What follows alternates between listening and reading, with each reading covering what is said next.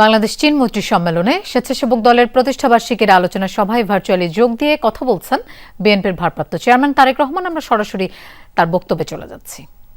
সমাবেশে অংশগ্রহণকারী, সেটি পরিষ্কার পরিচ্ছন্নতা অভিযানই হোক, সেটি প্রাকৃতিক দুর্যোগে মানুষের পাশে দাঁড়ানোই হোক, সেটি কোভিডের সময় বিপন্ন মানুষের দিকে সাহায্যের হাত বাড়ানোই হোক, বিভিন্ন সামাজিক কর্মসূচি স্বেচ্ছাসেবক দল পালন করেছে, পালন করে চলছে। শুধু তাই নয়, একই সঙ্গে দেশে গণতন্ত্র প্রতিষ্ঠা এবং স্বৈরাচার ও ফ্যাসিবাদ বিরোধী আন্দোলনে সংগ্রামে স্বেচ্ছাসেবক দল রাজপথে ভূমিকা রেখেছে, বরং বলা উচিত শুধু ভূমিকাই রাখেনি, অত্যন্ত সাহসী ভূমিকা রেখেছে।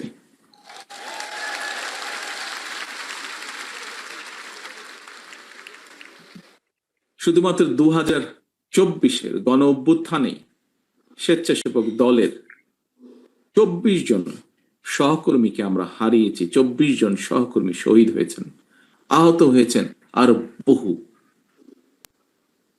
প্রিয় সহকর্মীবৃন্দ, 1.5 দশকের ফ্যাসিবাদ বিরোধী আন্দোলন চলাকালীন সময়ে আমরা স্বেচ্ছাসেবক দলের সভাপতি, সাহসী নেতা মরহুম শফিউল বারী বাবু সহ অনেক সহকর্মীকে আমরা হারিয়েছি।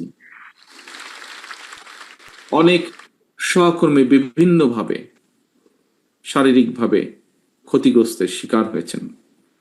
আমি আল্লাহর দরবারে শহীদদের আত্মার মাগফিরাত কামনা করছি।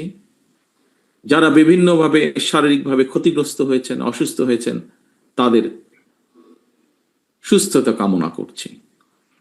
প্রিয় উপস্থিতি, সম্মানিত নেতৃবৃন্দ, প্রিয় সহকর্মীবৃন্দ, আমার বিশ্বাস এবং দায়িত্বের জায়গা থেকে আমি প্রায় বলে থাকি একটি কথা। বিভিন্ন বক্তব্যে আমি সেই কথাটি তুলে ধরার চেষ্টা করেছি। 1971 সালে বাংলাদেশের 71 সাল ছিল বাংলাদেশের স্বাধীনতা অর্জনের যুদ্ধ।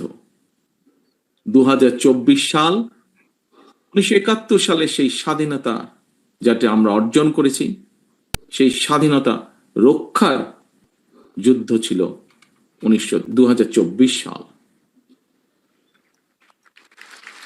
এর বাইরেও আমরা বলতে পারি, দেশের 54 বছরের ফ্যাসিবাদ স্বৈরাচারের বিরুদ্ধে প্রতিটি গণতান্ত্রিক আন্দোলন সংগ্রামে যারা শহীদ হয়েছেন গত 54 বছরে, তাদের এই আত্মত্যাগের প্রতিদান সম্ভব নয়, প্রতিদান দেওয়া সম্ভব নয়। এই সকল বীর শহীদদের কাছে আমরা যারা বেঁচে রয়েছি সহ সমগ্র বাংলাদেশ ঋণী। হাজারো শহীদদের আত্মত্যাগের বিনিময়ে ইতিহাসের নৃশংসতম এক ফ্যাসিস্টের পতন এবং পলায়নের পর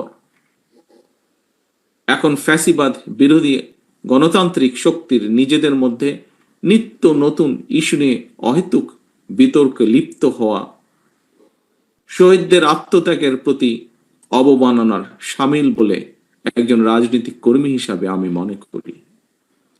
বরং সকল শহীদদের কাঙ্ক্ষিত ইনসাফ ভিত্তিক একটি গণতান্ত্রিক বাংলাদেশ প্রতিষ্ঠার মাধ্যমে